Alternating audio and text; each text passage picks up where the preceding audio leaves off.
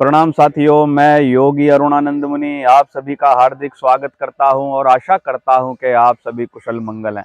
साथियों, आज मैं चर्चा करने जा रहा हूं एक ऐसे संत की, एक ऐसे योगी की जिनकी आयु 280 वर्ष थी और जिन्होंने 150 वर्ष यानी 1737 से 1887 तक केवल काशी के अंदर, जिसको वाराणसी कहते हैं, वहाँ पर निवास किया था। जी हाँ, उन संत का, उन योगीराज का नाम था महात्मा तेलंग स्वामी।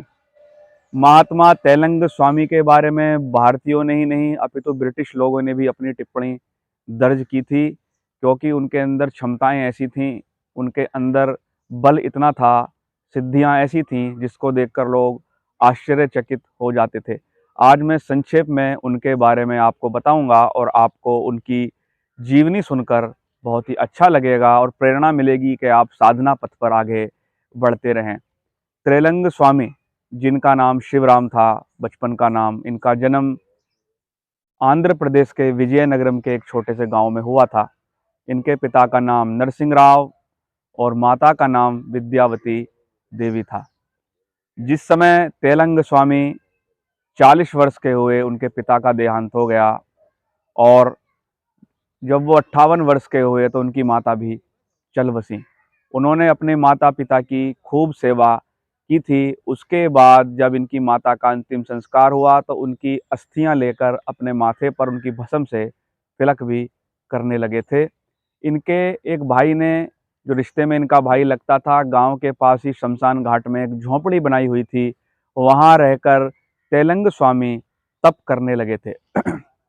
इसी दौरान इनके क्षेत्र में पंजाब के एक साधु आए जिनका नाम भागीरथानंद सरस्वती था। ये भागीरथानंद सरस्वती जी के साथ भ्रमण पर निकल गए और पुष्कर, जो राजस्थान के अंदर है, वहाँ आकर भागीरथानंद सरस्वती जी ने इनको दीक्षा दी और इनका नाम पड़ा गणपति सरस्वती, जिनको हम तेलंग स्वामी जी के नाम से जानते हैं। इसके बाद तेलंग स्वामी, लगभग उस समय इनकी उम्र 88 वर्ष थी जिस समय इन्होंने दीक्षा ली थी। जिस समय व्यक्ति मरण शैया पर लेट जाता है, उस समय इनका योगमय जीवन प्रारंभ हुआ था। ये घूमने भ्रमण पर निकले और गंगोत्री, यमुनोत्री, ऋषिकेश, हरिद्वार, तिब्बत, हिमालय आदि क्षेत्रों में इन्होंने भ्रमण किया, तप किया, योगियों से बहुत कुछ सीखा। प्रयागराज में भी आए और अंत में काशी, जिसको हम वाराणसी कहते हैं, वहाँ आकर वास करने लग गए। साथियों, ये दिगंबर अवस्था में रहते थे, नग्न रहते थे, कभी भी वस्त्र नहीं पहनते थे। इनका एक किस्सा बहुत ही मशहूर है और सबसे ज़्यादा लोगों को इनके बारे में कब मालूम चला, जब एक योगी की आत्मकथा के लेखक परमहंस योगानंद जी ने इनका जिक्र अपनी पुस्तक में किया, जिसको मैंने ऑटोबायोग्राफी ऑफ ए योगी भी कहते हैं। महात्मा तेलंग स्वामी नग्न अवस्था में समुद्र तट पर नहीं अपितु गंगा तट पर लेटे हुए थे और चिलचिलाती धूप में गर्म रेत पर ये लेटे रहते थे। मणिकर्णिका घाट पर गर्म चट्टानों पर लोगों ने इनको कई बार ध्यान की अवस्था में बैठे हुए देखा था। तो एक बार ये गंगा किनारे नग्न अवस्था में लेटे हुए थे, वहाँ पर अंग्रेज़ों की कोई मिसेज मैम वहाँ से निकली, क्योंकि ब्रिटिश राज्य था, वो किसी अफसर की घरवाली थी। उसने कहा, ये कौन बदतमीज बिना कपड़े के यहाँ पर लेटा हुआ है, इसको शर्म नहीं आती। तो अंग्रेज़ों ने उसको पकड़ने के लिए अपने सैनिक भेजे, पुलिस वाले भेजे। जैसे ही वो महात्मा तेलंग स्वामी को पकड़ने निकले, महात्मा तेलंग स्वामी जी ने गंगा नदी के अंदर छलांग लगाई और अंग्रेज बाहर खड़े होकर देखते रहे, लेकिन घंटों तक भी वो गंगा जी से बाहर नहीं निकले। अंग्रेज़ों के जाने के बाद वो वापस बाहर आ गए। उनके अंदर असीम क्षमताएं विद्यमान थीं। एक बार अंग्रेज़ों ने उनको पकड़कर जेल में बंद कर दिया। थोड़ी देर बाद उन्होंने देखा कि तेलंग स्वामी जेल की छत पर घूम रहे हैं, जबकि ताला लगा हुआ था। कई बार अंग्रेज़ों ने उनको पकड़ने का प्रयास किया, लेकिन अनेक बार वो जेल की छत पर भ्रमण करते हुए पाए गए। अंग्रेज़ों ने थक हार कर उनको पकड़ना बंद कर दिया। साथियों, काशी नरेश, काशी के जो राजा थे, एक बार नाव में बैठकर उनके साथ सत्संग कर रहे थे। तुरंत महात्मा तेलंग स्वामी ने उनकी तलवार पानी के अंदर डाल दी। इस बात पर काशी नरेश बहुत ज़्यादा गुस्सा हो गए। महात्मा तेलंग स्वामी गंगा नदी में कूदे और अंदर से 2 तलवारें लाकर दी। 2 तलवारें लाकर दी और उनसे पूछा राजा से, आपकी तलवार कौन सी है। राजा ने उस तलवार को पहचानने से इनकार कर दिया, क्योंकि दो तलवारों के बीच में राजा जी कंफ्यूज हो गए कि हमारी तलवार कौन सी है। इस पर महात्मा तेलंग स्वामी ने कहा, जो चीज़ तुम्हारी है ही नहीं, जिस चीज़ की तुम पहचान ही नहीं कर सकते, उसके लिए इतना दुखी क्यों होते हो राजा।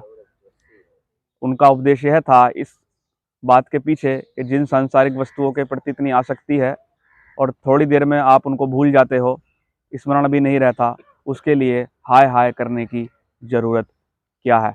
महात्मा तेलंग स्वामी को अनेक बार विषपान भी कराया गया था। उनसे घृणा करने वाले एक व्यक्ति ने उनको चूना लाकर दे दिया। आप चूना जानते हैं, दीवार पर उसका रंग किया जाता है, पुताई की जाती है, बिल्कुल सफ़ेद होता है। जिस समय पानी डाला जाता है तो आग की तरह उबलने लगता है।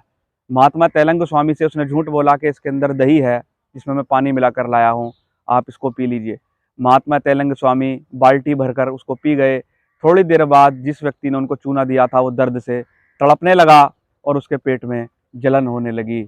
उसने उनके पैर में आकर क्षमा मांगी, मुझसे गलती हो गई।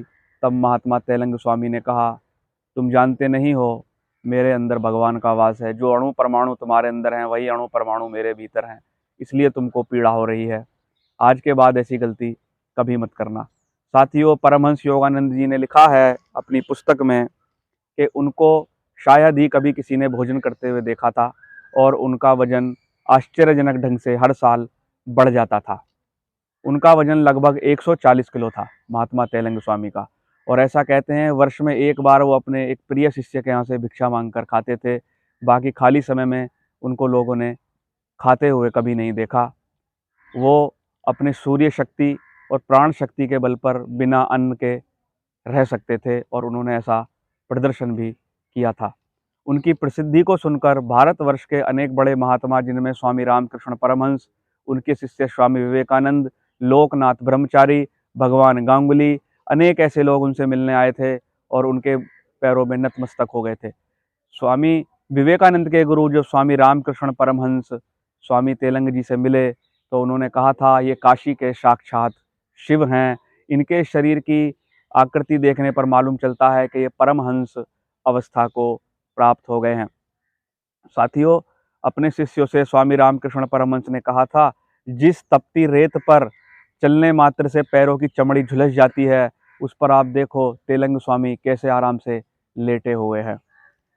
रामकृष्ण परमहंस अपने शिष्यों के साथ खीर बनाकर लाए थे, जिसमें से थोड़ी सी खीर वो तेलंग स्वामी जी को समर्पित करना चाहते थे। ऐसा कहा जाता है कि लगभग 20 लीटर दूध की खीर थी, अकेले ही तेलंग स्वामी खा गए, किसी को खीर खाने को नहीं बची। ऐसे थे हमारे तेलंग स्वामी। साथियों, तेलंग स्वामी जी ने अनेक योग बल से लोगों को ठीक किया था। परमहंस योगानंद जी के मामा बीमारी से पीड़ित थे, मात्र उनके चरणों में अपना सिर झुकाने से उनकी असाध्य बीमारी चली गई। तेलंग स्वामी जी ने अपने उपदेशों में कहा है कि जो पवित्र मन है, पवित्र दिमाग है, पवित्र चित्त है, वही सबसे बड़ा तीर्थ स्थान है। अगर आप अपने मन को निर्मल कर लेते हो, अगर आप अपने मन को शुद्ध कर लेते हो, तो उससे बड़ा तीर्थ स्थान इस दुनिया में साथियों कोई नहीं है। और उन्होंने कहा था, सधी हुई इंद्रियां, अर्थात जब इंद्रियां हमारे वश में हो तो वही स्वर्ग है, और अगर इंद्रियां हमारे वश में ना हो तो वही हमारे लिए नरक बन जाता है। उसके बाद तेलंग स्वामी जी ने एक बार, तेलंग स्वामी जी किसी की स्तुति में खड़े नहीं होते थे, किसी का अभिवादन भी ज़्यादा नहीं करते थे, लेकिन एक बार एक ग्रस्त योगी श्यामाचरण लाहिड़ी महाशय, जिन्होंने क्रिया योग का प्रचार किया था, उनसे मिलने आए तो उन्होंने अपने स्थान छोड़ दिया उनके सम्मान में। तब उनके शिष्यों ने उनसे पूछा था कि आपने ग्रस्त के लिए ऐसा सम्मान क्यों प्रदर्शित किया। तब तेलंग स्वामी जी ने कहा था, जिस अवस्था को प्राप्त करने के लिए मुझे लंगोटी तक त्यागनी पड़ी, घर तक त्यागना पड़ा, यह ग्रस्त उस अवस्था में पहले से ही स्थित है, ये आत्म साक्षात्कार को प्राप्त ग्रस्त हैं। ऐसी टिप्पणी उन्होंने लाहिड़ी महाशय के प्रति की थी। साथियों, वो लाहिड़ी महाशय के प्रति मित्रवत व्यवहार रखते थे। 280 वर्ष की अवस्था में उन्होंने अपने शरीर का त्याग किया था और इस दौरान उन्होंने अनेक लोगों का कल्याण किया था, योग अवस्था से परिचय कराया था। तो साथियों, भारत की यह भूमि संतों की भूमि है, योगियों की भूमि है। लोग कहते हैं कि संत ना होते इस जगत में तो जल उठता संसार। अगर इस जगत में संत ना होते तो संसार झुलस कर नष्ट हो जाता। लेकिन भारत की धरा को यह पुण्य धरा है इतना सौभाग्य प्राप्त हुआ है कि विश्व के 99.99% योगी संत इसी धरती पर पैदा हुए हैं और यहीं से विश्व भर में योग, अध्यात्म, वेदांत का प्रचार हुआ है। तेलंग स्वामी जी को हम नमन करते हैं और आशा करते हैं कि आप लोग भी योग बल से परिचित होंगे, योग को अपने जीवन में उतारेंगे ताकि आपका जीवन सुखमय हो और आप अपनी असीम शक्तियों का प्रयोग अपने लिए और जन कल्याण के लिए कर सकें। साथियों, वीडियो पसंद आए तो लाइक करना, शेयर करना, चैनल को सब्सक्राइब करना। मैं आपके मंगल की कामना करता हूँ। प्रणाम।